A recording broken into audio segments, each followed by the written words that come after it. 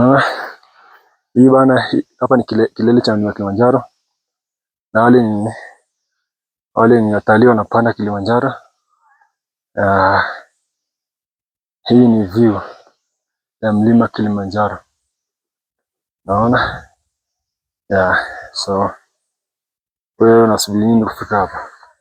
Yaani utaka ufike hapa, hautaka ufike hapa. Kama utachukua maamuzi, utaka ufike hapa.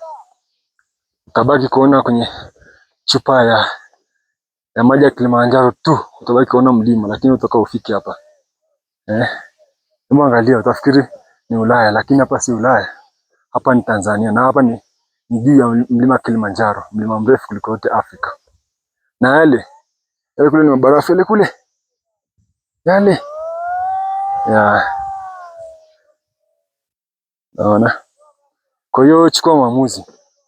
Chukua hatua. Unaweza kuja wewe. Hata Mtanzania unaweza kuja. Kwanza kwa East Africa ni bei rahisi sana.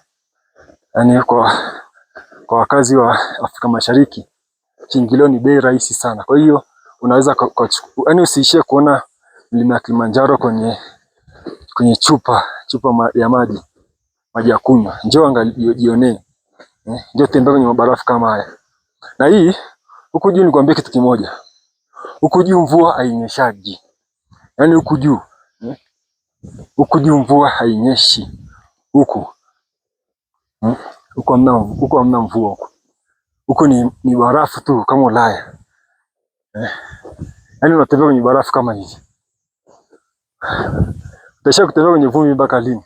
Njoo, chukua hatua. Njoo jionee. Yaani kama vile unatembea kwenye dunia nyingine. Lakini hapa ni Tanzania. Hapa ni Ulaya. Hapa si Ulaya. Hapa ni Tanzania. Angalia. Barafu kama hii. Utaishia kuweka maji kwenye barafu. Alafu upige. Wakati huko na friji.